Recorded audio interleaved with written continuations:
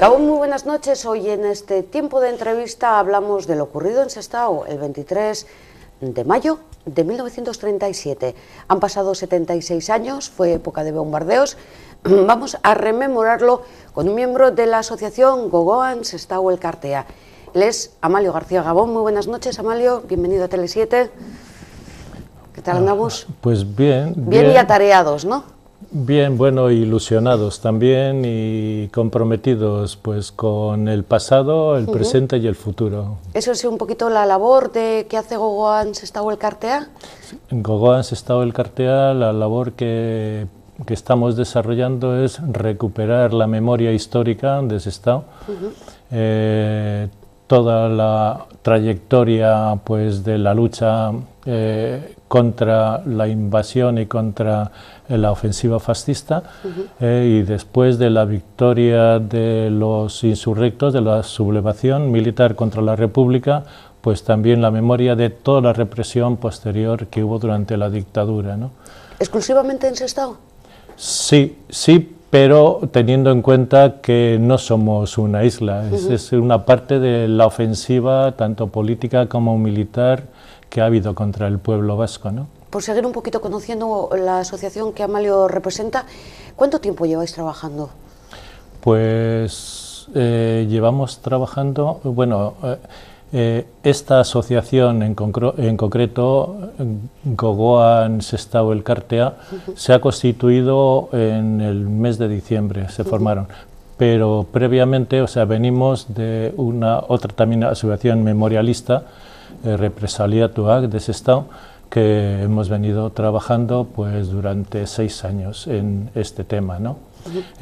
¿Y la República? Sí, el tema de la República, pero bueno, es que el levantamiento militar fue contra la República, y entonces los valores de la República pensamos que son unos valores positivos y actuales que hay que reivindicar, ¿no? Y en una situación donde estamos desprovistos o desposeídos de nuestros derechos de ciudadanía, como puede ser el elegir el tipo de Estado que la sociedad quiere, como elegir a sus representantes, elegir al jefe de Estado en caso de que sea así, y no nada impuesto. Lo que hoy tenemos es una herencia del franquismo. ¿Qué ocurrió el 23 de mayo de 1937 en Sestao? Bueno, el problema en que nos venimos encontrando en todo este trabajo de investigación y recuperación de la memoria y la verdad, en la perspectiva de que se haga justicia y reparación con las víctimas, es todo el peso que ha tenido la represión del franquismo, de la dictadura, y lo que ocurrió durante la guerra, ¿no? Desde el punto de vista de que fueron capaces de que el miedo en la población calase tan hondo de que no se atrevían ni a expresar lo que ellos habían vivido y habían sufrido, ¿no? Eso es la época de la posguerra. En la época de la posguerra, pero que se ha proyectado hacia nuestros días. Ha habido como un debilitamiento, por no decir ruptura, porque en su totalidad no ha sido ruptura, del hilo conductor de la historia, de la memoria, ¿no? Ha habido pues una cierta amnesia provocada por el sistema y además un pacto de silencio de las fuerzas políticas que hoy están en juego en la vida social y política de este país, que no abordaron lo que tenían que haber abordado, que era el haber realizado pues un proceso por implantar la justicia, combatir los crímenes de lesa humanidad y reparar a las víctimas, ¿no?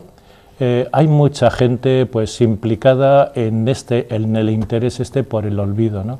Y teniendo en cuenta que muchos fueron, un sector fueron los beneficiarios, ¿no? No solo en cuanto a que no se les ha pedido cuentas por los crímenes cometidos, como la apropiación de bienes que no le correspondían, y que hoy, si eso saliera a la luz, si eso se pusiera en la palestra, pues indudablemente pues tendrían que delimitarse las responsabilidades, tanto de los que ejecutaron todas estas tropelías y estos crímenes de guerra, como quienes se beneficiaron de ellos, entre ellos y de una forma muy significativa la propia Iglesia Católica, ¿no? Por hablar un poquito de la actualidad, ¿cómo ve Amalio esos homenajes que ahora algunos se han celebrado y otros parece que se celebrarán, a la División Azul, uno de los principales responsables de todo lo ocurrido?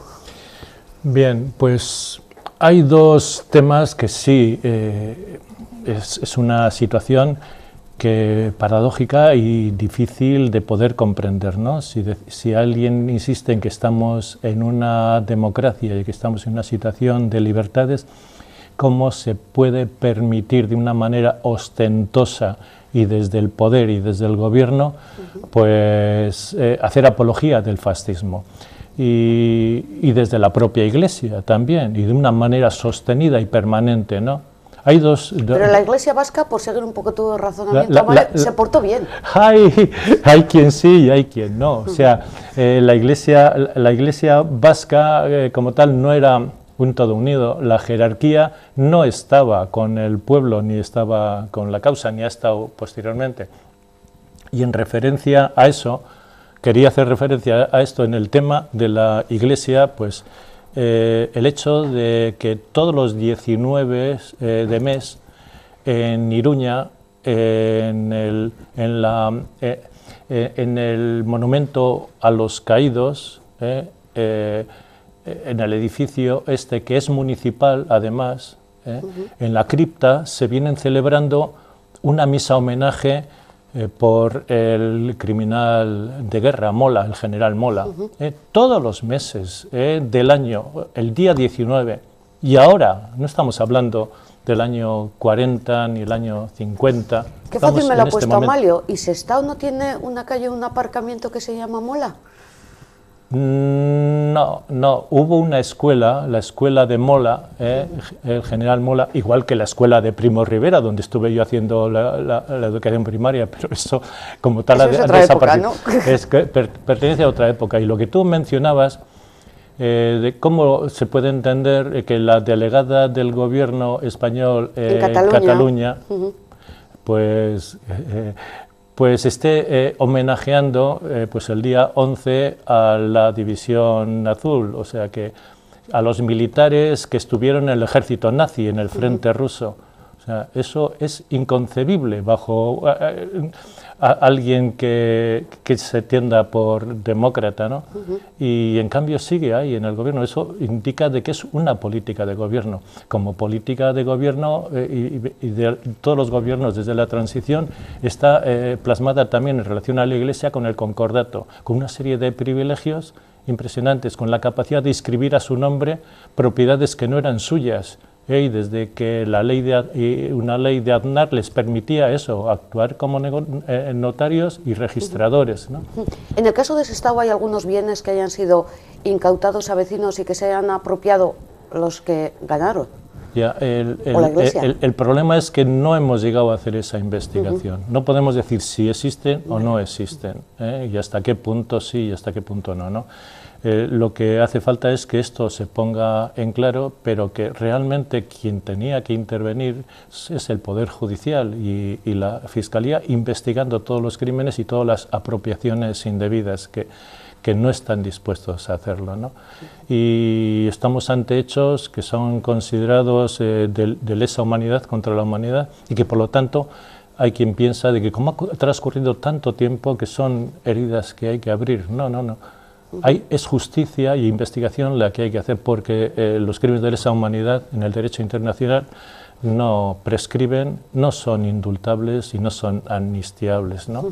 Pero en lo que nos concierne, que es el tema de los bombardeos, la pregunta concreta era, ¿qué ocurrió el 23 de mayo de 1937 en Sestao? Pues que, y a pesar de esto, hay muchos ciudadanos y ciudadanas de Sestao que lo ignoran, era el 6º bombardeo que se realizaba contra Sestao, contra la población y las empresas de Sestao.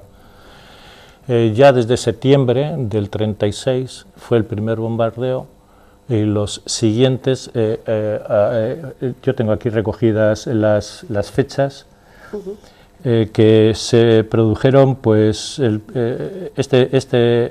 luego posteriormente en enero del 37, y luego, pues... ¿Y por qué os habéis quedado con esta fecha, con la del 23 de mayo? Sí, perdón, sí, cómo no. Sí.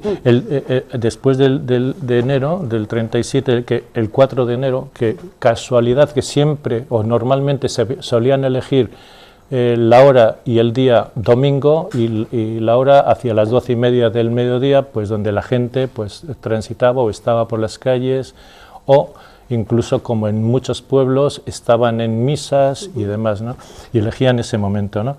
Y el 23 en concreto, pues de mayo, la razón de que elijamos esta fecha es para, de alguna manera, englobar toda esta agresión que ha habido con la intervención de los ejércitos extranjeros, el ejército italiano, como es el caso de Sestao, de la aviación italiana, de la Legión Italiana, que luego, curiosamente, los oficiales que destruyeron Sestao, que destruyeron Durango, una de las ciudades más arrasadas de Vizcaya, fueron recibidos en audiencia y bendecidos por el Papa Pío XII en el Vaticano, ¿no? El 23 de mayo fue la fecha de que más víctimas produjo en Sestao, y entonces esa ha sido la razón de que lo hayamos elegido como fecha en la cual pues denunciamos esos hechos y hacemos un llamamiento a la memoria y a la recapitulación de las responsabilidades de todos y cada uno en estos hechos, ¿no? Varias preguntas, Amalio. Bueno, todos conocemos y se ha conmemorado, y lo hacemos año tras año, el bombardeo de Guernica. Pero luego estos otros bombardeos, el de Sestao, en Baracaldo también, el de Alonsotegi, han quedado más en el olvido, salvo ahora que asociaciones como Gogoan pues lo ponen un poco a la palestra. Que en Sestao, según tengo tomado nota, que además que las notas que yo he tomado las recojo de la hemeroteca de la época, y además que tener en cuenta que si en Sestao en principio pues sitúan 22 víctimas mortales y 100 heridos, estas noticias eran dadas o en el mismo día o al día siguiente del bombardeo. Quiere decir esto que desde luego muchos de los heridos o una parte de los heridos eran heridas mortales o murieron, ¿no? Entonces hay que tener en cuenta eso, que tenemos unos datos pues insuficientes o pobres. Nosotros en los bombardeos anteriores tenemos la cifra de 14 que habían sido los muertos. Indudablemente, entre unos y otros bombardeos, pues por encima de las 50 personas y además se da el dato de que la mayoría eran mujeres y niños, no por otra circunstancia, más que esa era la realidad o esa fue la realidad, ¿no? O el problema, no sé a qué venía vinculado, pero de hecho así fueron las cosas, ¿no? Solo hemos conseguido el acta de defunción de 14 personas. Esto sobre un total de 50 es un trabajo por hacer, ¿eh? Sí. Pensamos 50 o 60 o las que hayan sido, ¿no? Y desde luego ni las instituciones ni la Iglesia nos están sirviendo de mucha ayuda para el esclarecimiento de todo esto y a poder hacer un homenaje y un reconocimiento a todas y cada una de las víctimas, poniéndole cara a estos números, ¿no? Nombres y apellidos, ¿no? Esta labor de investigación está siendo, entiendo que muy difícil. Pues sí, con mucha... ¿Cómo habéis conseguido esas 14 actas de defunción? Pues en el registro, por ejemplo, por una parte del hospital y por otra parte también, no sé si las he traído en concreto. Porque a la hora de elaborar, digamos, un triste censo de lo acontecido, pues sobre todo ir a, como nos suelen decir a nosotros los periodistas, hay que ir a las fuentes, y las fuentes me imagino que estarán muy perdidas.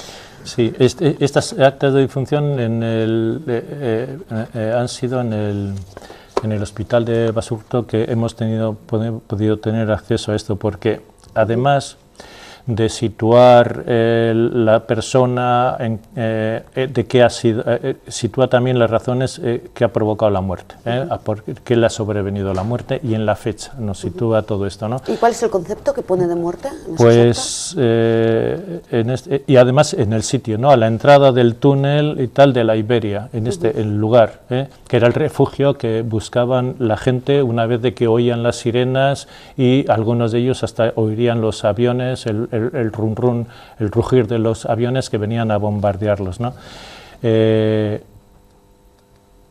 Y dice, pues, por causa de la metralla, en este caso concreto, ¿no? Sobre todo, normalmente hablan de la metralla, ¿no?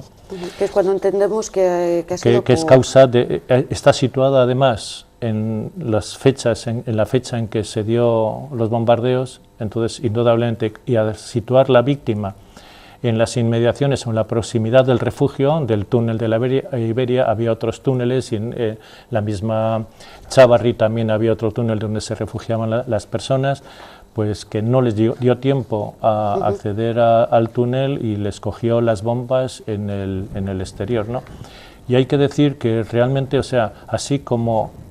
Bueno, el tema de Guernica es muy importante desde el punto de vista, porque no se trata de magnificar las cosas ni dar importancia a aquello que ha tenido mayor capacidad de destrucción, sino de qué manera el pueblo vasco pudo ser un cobaya, un experimento para la guerra que vino a continuación, y la guerra fascista en el conjunto de Europa, ¿no?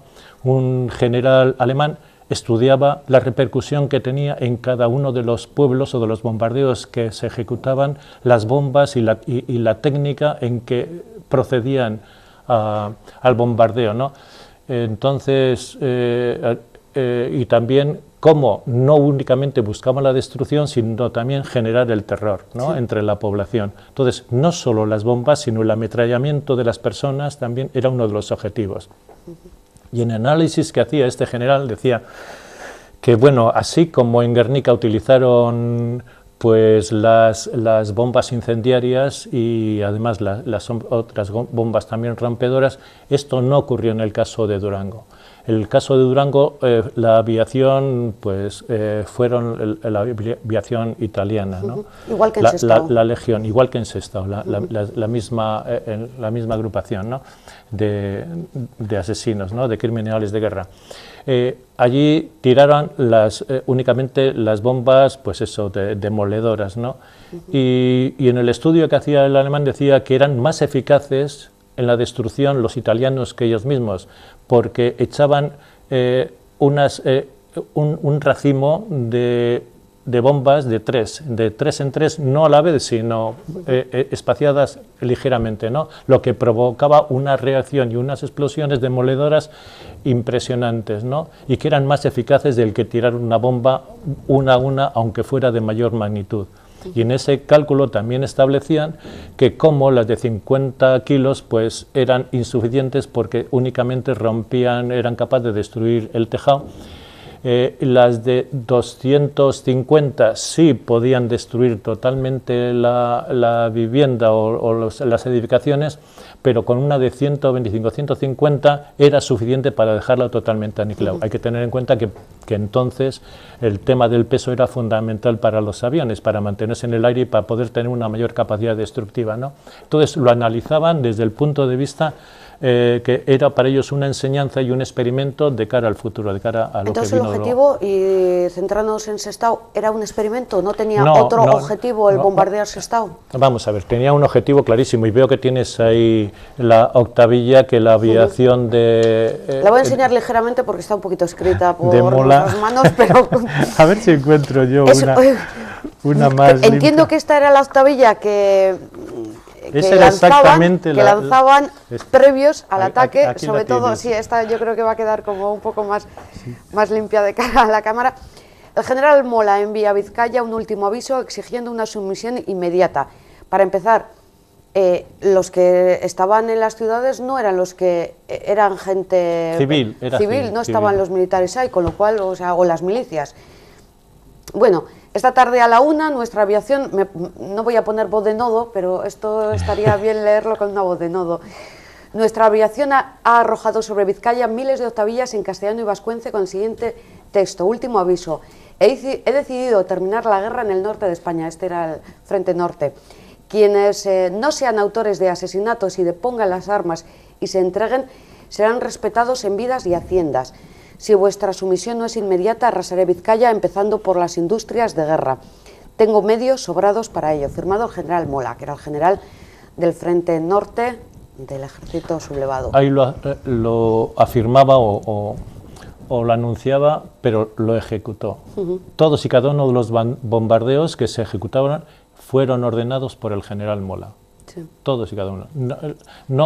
Los italianos y los alemanes no actuaban a su libre albedrío, eran diseñados y programados por Mola, ¿no? Entonces, para los ejércitos fascistas, Vizcaya era un escollo importante que se les presentaba, ¿no? Así como Navarra pues lo tomaron sin guerra, por decirlo de alguna manera, sin disparar un tiro, pues Guipúzcoa les costó más, pero donde chocaban era Vizcaya. Y se había propuesto, y luego por otra parte Franco también la premiaba para que se resolviera el tema del norte, a fin de acabar con la resistencia que encontraban, ¿no? Y esta es una consecuencia de esas prisas y esa necesidad que tenían por un triunfo pues aplastante y demoledor, que fuera ejemplarizante, de arrasar Vizcaya. 31 pueblos fueron bombardeados, pero no una vez, sino el caso de Sestao 6 veces. Y así como Guernica ha quedado como un símbolo, y es importante porque quedó arrasado, además. Quedó arrasado, y sobre todo por los incendios, ¿no? Y si no es por Pablo Picasso, pues habríamos sido nosotros mismos los que nos hubiéramos bombardeado nosotros mismos y hubiéramos quemado pues Guernica, ¿no? Como así llegó a decirlo Franco y los fascistas, ¿no? Después de haber bombardeado. Entonces, por una parte, eso es el testimonio del horror, tomando el tema de Guernica como referencia, pero es el horror de la guerra, y en esa medida estamos reflejados, y están reflejados todos los pueblos y tanto en el Estado español como después, posteriormente, en la Guerra Mundial, que sufrieron todas estas consecuencias, ¿no? Pero el caso es que los ametrallamientos eran en el centro, entiendo, en el centro de la ciudad, en ese caso del municipio, y contra la población civil, no ya el bombardeo como si el ametrallamiento, ¿no? Entiendo, de los casas. En Sestao, tanto en principio, su objetivo no era destruir las empresas. ¿Por qué? Porque pensaban ocuparlas y aprovecharse de ellas, como así ocurrió posteriormente, ¿no? Sino su objetivo era, desde luego, aterrorizar a la población, o sea, ver que tenían un potencial militar tan brutal que no podían oponer la población ninguna resistencia al mismo, ¿no? Y este avance y este triunfo del fascismo y de los generales sublevados no hubiera sido posible, a mi forma de entender, haberlo logrado sin el apoyo militar incondicional de Alemania y de Italia, de los ejércitos alemanes e italianos, el apoyo incondicional de la Iglesia y del Vaticano, y por otra parte la complicidad en buena medida tanto de Francia como de Inglaterra, que en su pretendida neutralidad lo que sí hicieron fue impedir que la República se armara y se hiciera con un equipamiento militar suficiente y necesario para contrarrestar el levantamiento militar, ¿no? Y por otra parte no hicieron absolutamente nada por impedir pues estos bombardeos y esta destrucción desde la intervención de otros ejércitos de otros países, ¿no? Como en el caso de Portugal, Italia y Alemania, ¿no? 76 años después, ¿queda algún resto de esos bombardeos en fachadas o quedan restos de refugios? Los refugios ahí están, los túneles ahí están. El túnel de la Iberia, que sigue atravesando Sestao de punta a punta, ahí está, o sea, se puede transitar. Y el de Galdames, pues también, en la de Galdames, pero hay más, o sea, recientemente han aparecido bombas todavía. De las que se lanzaron entonces. Pues anteayer, paseando por Sestao, pues Kepa, un amigo, me dice, oye, pues yo cuando hicimos la reforma de la casa, en el sótano y tal, que tuvimos que remover aquello y excavar, nos encontramos con una bomba allí, que todavía estaba físicamente, o sea que no había explotado en su día. Tuvieron que retirarla, claro, y la desactivarían y todo esto. Quiere decir esto que todavía hay bombas, ¿no? O puede encontrarse bombas en el suelo del pueblo de Sestao. Podían romper el techo, profundizar hasta el sótano y quedarse clavadas allí, ¿no? Si no llegaban a reventar. ¿Cuáles fueron las calles o los edificios más dañados? Pues la Iberia, Chávarri también, el Lorenzo Llona. O sea, la Iberia de Chávarri, las zonas bajas de Sestao. Sí, las zonas bajas, próximo a Altos Hornos y todo esto, ¿no? Pero también las casas baratas de la Unión, la casa del Escribano, y luego como edificios también una escuela, también la oficina de telégrafos y la oficina del Banco de Vizcaya también quedó dañada o derruida porque estaba en esa zona, en ese medio, ¿no? ¿Y cómo vivió? Porque me imagino que aparte de la labor de investigación, no sé si han tenido posibilidad de conseguir testimonios directos. Los que hemos logrado, bueno, testimonios directos, poquitos casos se pueden dar. Además, y cada vez menos. Sí, pero hay algunos que, claro, que cuando eran niños o niñas, pues todavía tienen recuerdo vivido o grabado en su imaginación de qué momentos pasaron o cómo lo vivieron, ¿no? Y los pocos que hemos recogido hasta ahora están grabados y se van a ver en un vídeo que se proyectará el jueves, del día 23, mañana. Entonces, bueno, pues si te parece, aparte de que luego hablemos de otros asuntos, los que te parezcan, sí podemos hacer un repaso de las actividades y luego podemos pasar a una serie de reflexiones y consideraciones, ¿no?, en relación a... Sí, pero me gustaría antes la figura de Eleuterio Gago, por ejemplo. Porque Eleuterio Gago es un investigador nuestro. Historiador de Sestao. Sí. Él lo vivió siendo niño, además. Sí, y él nos ha proporcionado datos, o los datos más sólidos sobre los bombardeos, ¿no? Y referidos a estas víctimas, pero hay más investigadores además hay un caso de un investigador también que ha trabajado este tema, que ha preparado un libro, pero tiene problemas tanto para dar su nombre como para darlo a la opinión pública con nombres y apellidos. Y el problema es eso de que todavía piensan, hay gente que piensa, y eso hay que respetarlo, de que esto todavía pertenece al ámbito de la privacidad y que se invadirían ahí pues un espacio de la intimidad de las personas y tal. Nuestra opinión, desde luego, es que las víctimas sí eran personas concretas, pero la agresión iba dirigida políticamente contra todo un pueblo, ¿no? Y entonces al que le tocó, indudablemente, pues realmente debemos por lo menos respetar su... No, pero también hacer valer, o sea, el hecho de que murió y ofrendó su vida por defender unas ideas, por estar con un pueblo y en un pueblo, ¿no? Y por lo tanto estar defendiendo las libertades y la paz para toda la población, y que esa memoria es la que tenemos que poner en valor.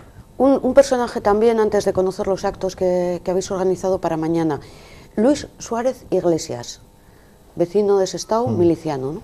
Sí, pues Luis Suárez Iglesias pues ocurre que hemos tenido un conocimiento suyo pues muy recientemente, ¿no?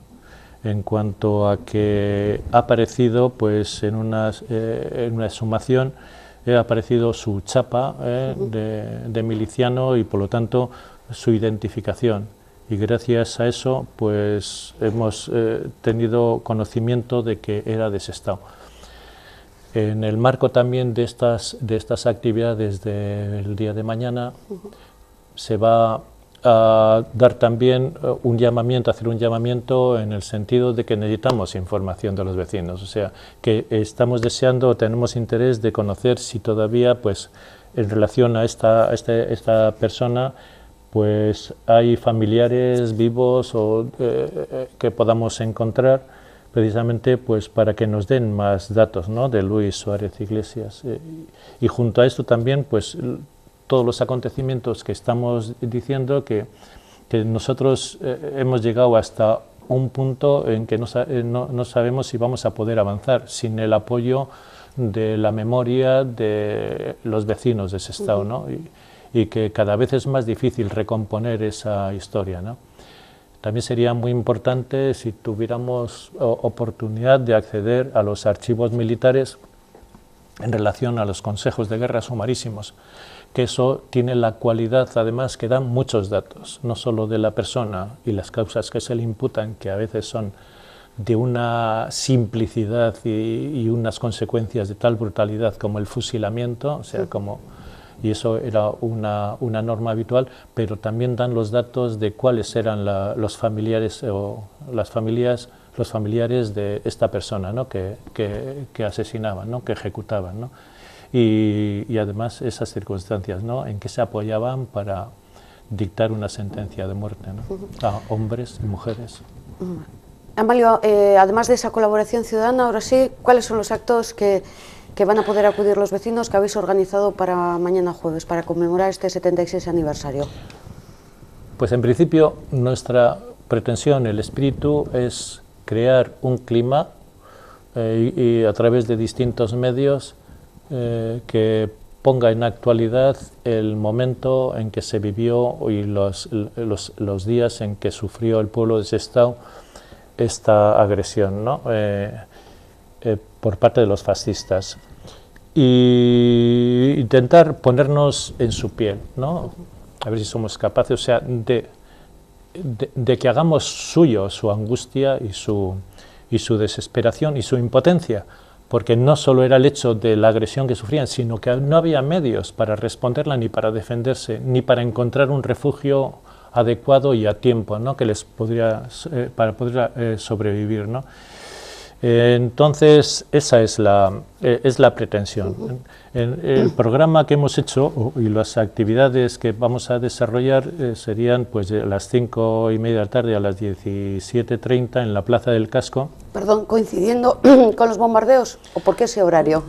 Es, por una parte... No tiene nada que ver. Tiene que ver la hora a partir del cual vamos a iniciar las actividades, sí, ¿no? Cuando podemos encontrar con gente, que no sea un Sestao, un espacio vacío, sino que, bueno, concentrar entre las 17:30 y las 20 horas, pues, las distintas actividades e iniciativas, ¿no? Que se establezca una cadena y que no estén interrumpidas, precisamente para intentar generar ese ambiente en este espacio, ¿no?, que es el casco, es la parte, pues hoy en día el centro, por decirlo así, del pueblo, que en su día no era el centro, sino el centro estaba en Simondrogas y Chávarri y la Iberia, todo eso, y ya te digo, iniciaríamos a las 5:30 en la Plaza del Casco una puesta en escena con el ruido de sirenas y canciones, ¿no?, alusivas al tema. Queremos crear un poco ese ambiente, ¿no? A las 9 a las 7, perdón, a las 19 horas, a las 7 de la tarde, pues sería pues con la música de Alboca y el volteo de las campanas y sirenas, lo que estaría anunciando de alguna manera, la forma de anunciar el riesgo inminente y la llegada de los bombardeos, ¿no? Aprovecharíamos también para el reparto de esta octavilla para ver que Sestao no fue un caso aislado, sino que estaba dentro de un plan estratégico militar diseñado desde el poder y desde el ejército sublevado, pues para crear esa situación de destrucción y de terror entre la población, ¿no? Entonces, en esa hora, a las 7 de la tarde, haríamos esta actividad y estaría en el marco también de una puesta visual a través de unos paneles de fotografías y hojas y comunicados y prensa, reproducción de prensa de la época, fijados en los soportales, en los arcos de la plaza del casco, ¿no? En 6 paneles, para que la gente, pues bueno, pues quien no lo conoce lo pueda conocer y poder ser un hilo conductor, ¿no? Lo hemos visto en los informativos de Tele7 cuando habéis dado la rueda de prensa, como en los periódicos de la época aparecía el día 24, pues con fecha del 24, ayer Sestao fue escenario de un bombardeo que causó eso, 22 heridos, se hablaba en ese caso, y lo del centenar de 22 muertos directamente como consecuencia del bombardeo y ametrallamiento, y hubo un montón de heridos que me imagino que llegó al centenar, ¿no? Sí, tenemos, bueno, aquí he traído algunas muestras, el periódico La Vanguardia del 5 de enero y del 25 de mayo, que hacen referencia a esos bombardeos, ¿no? Estamos hablando de 1937. Del 37, el ABC del 25 de mayo del 37. O sea, que tenía repercusión fuera de nuestras fronteras. Sí. Y desde un punto de vista, vamos, bien escrito. Damos por hecho, ¿no? Por supuesto. ¿Era en zona republicana o zona ya tomada? Zona republicana vale. Era. 76 años después seguimos haciendo estas mismas preguntas. Frente Vasco. Los aviones extranjeros al servicio de Franco bombardearon bárbaramente la pacífica población de Sestao. Esta es otra de las noticias que aparecía entonces, ¿no? Pero solamente en las zonas republicanas era donde había constancia. Es la prensa, en el resto pues posiblemente o no aparecía la noticia o la negaban, como en el caso de Guernica, que culpaban a los rojos separatistas de la quema de Guernica, ¿no? ¿Y esta documentación la habéis extraído de la biblioteca? Sí. Hemos extraído pues eso pues mirando en los archivos de toda la época, ¿no? La hemeroteca, sobre lo que entonces hemos podido conocer que se haya publicado, ¿no? ¿Alguna curiosidad o alguna anécdota, dicho así entre comillas, que nos puedas comentar antes de terminar esta entrevista? Pero todavía no hemos acabado. Ah, ¿hay más actos? Adelante, Amalio. Sí, quedaba por fin la última... Nos habíamos quedado a las 7 de la tarde. Sí, a las 7 de la tarde, pues a las 7:30 en el Salón de Actos de la Biblioteca Municipal de Sestao se proyectará este vídeo documental referente pues a los bombardeos, ¿no? En imágenes y testimonios, de lo que antes has comentado, si había algún testimonio en relación a ello, ¿no? Lo que hemos grabado hasta el momento, ahí lo tenemos, ¿no? Y aprovecharemos también esta circunstancia de reunir a la gente sensible a este problema en la biblioteca municipal, que está allí también en el casco, para hacer un llamamiento a que nos proporcionen toda la información o los datos que obren en su poder, porque estamos convencidos de que la gente, de una forma o de otra, ha podido guardar también documentos o fotográficos o fotografías o de la época o periódicos o alguna cosa de este estilo, ¿no? Algo de que dé más luz, y lo que he dicho antes, ¿no? Que a los números que son fríos en sí, ponerles un rostro, ¿no?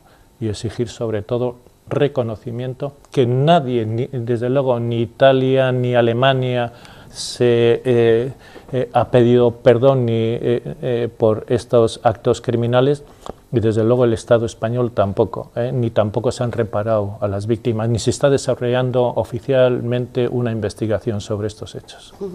Amalio, gracias por estar con nosotros. Mañana las cámaras de Telesite acudirán también allá a Sestao a recordar 76 años después pues lo ocurrido durante la Guerra Civil. Ya os agradecemos el seguimiento que estáis haciendo a Sestao y a estas noticias que para nosotros tienen mucha importancia, porque no se rompa el hilo conductor de la historia ni nos robe la verdad, de tal manera que si queremos avancemos en esta dirección, porque va a ser algo muy positivo para entender lo que está ocurriendo ahora, saber de dónde venimos y para poder diseñar un futuro más próspero y más democrático, ¿no? Que así sea. Gracias, Amalio. Gracias a la labor que viene realizando la Asociación Gogoan Sestao Elkartea.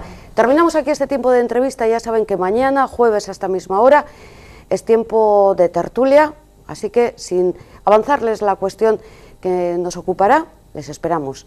No nos fallen, que pasemos lista. Gabón, muy buenas noches.